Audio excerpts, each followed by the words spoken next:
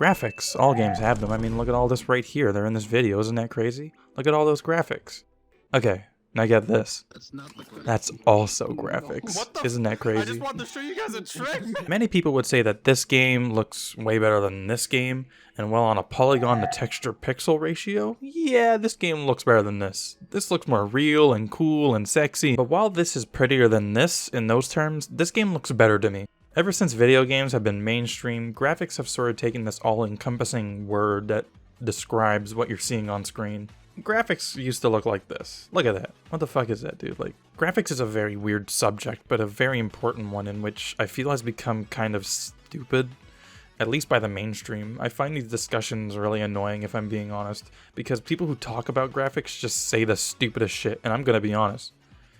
Graphics are a game's first impression. Hell, you wouldn't even have a game without having those things on screen moving around. So my opinion is also going to be stupid. All the things on your screen are going to be important information, so it's important to get these things right.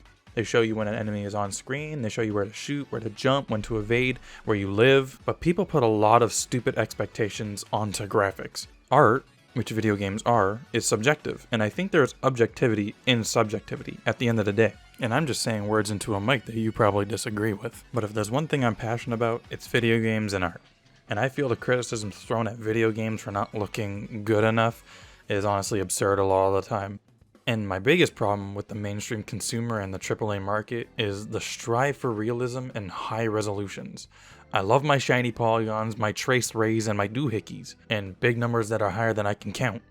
But it's unrealistic to strive for realism all the time, especially at high resolutions like 4K and, for some fucking reason, 8K.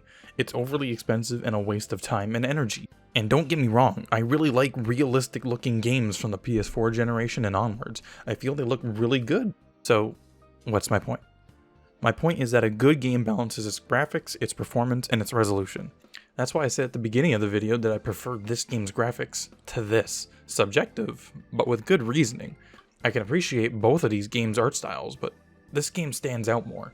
Breath of the Wild is a beautiful game graphically while also having a great art style that isn't too demanding on hardware. Fuck, wait, this is emulated.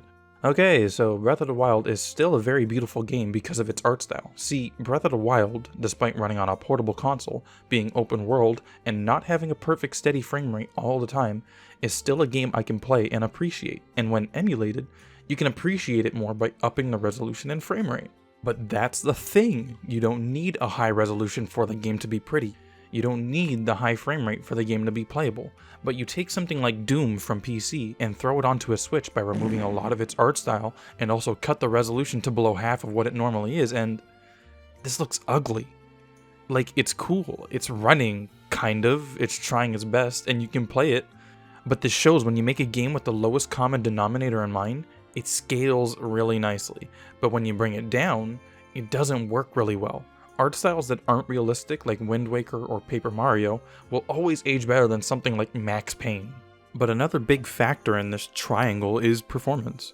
This is the most important thing in games to me, and people don't really care about it enough if you ask me, mostly because most people don't really notice it.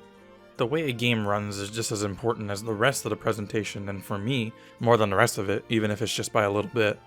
I'm kind of a frame rate snob. I notice frame drops, stuttering, inconsistent frame rates, whatever. And you might not, and I think you're better off for it, but I'm gonna make a controversial opinion. Unless your game is a pixel art game or an indie game that looks like this, your minimum frame rate target should be 60 FPS on consoles. Frame rate is seriously important, just like graphics. Without it, you don't really have a game, you know? Without graphics, you have this, and without frame rate, you have this. And with a frame rate that's very low, you have this. None of these would I ever deem playable. 30 FPS is good, and I'm not saying not to ever have it. If it's stable and consistent, 30 FPS is fine by me. But literally the higher the better in every scenario. And I know high refresh rate gaming isn't really something console players care about, considering TVs usually only come at 60 Hz, unless you're a millionaire, so why not just target 60 FPS? Doing that would lower production costs, and you'd not have someone slave away on making this horse's balls polygons realistically relax and constrict based on climate. So, why do people want hyper-realistic graphics at 12K resolution with realistic babes that have high polygon count areolas? Because gamers are stupid. Yes, you. I'm talking about you, singular gamer watching this video right now. We're all a little stupid, but the thing is that despite, me and you probably being real epic gamers, maybe you agree with me and you think I'm really cool and maybe even attractive. You play games every day, right? I do too. And despite how sexy and high my skill ceiling is, I found you a duel. Sure. We're not the majority. There are entire thousands of people who think a game's worth it based on how realistic shooting a fruit is. Do you realize how fucking crazy that is? There are dudes who only play games and get mad that the grass doesn't move when you press the fart button near it. People will buy the latest Call of Duty and sports game based on how lickable Sergeant McFuck's sweat looks dripping down his forehead. And I mean, fuck dude, it looks good, right? I mean, you'd lick that shit off, I probably would. It's impressive. But they think if a game looks any less than that, they just won't buy it. And it's really depressing because, they don't care about the art. They just see the term 4K and piss themselves. They don't know or care that Clara at the office spent the last 89 hours at the office at Activision Blizzard sweating over an overheating computer, getting the freckle just right to find out that her breast milk was stolen from the fucking fridge.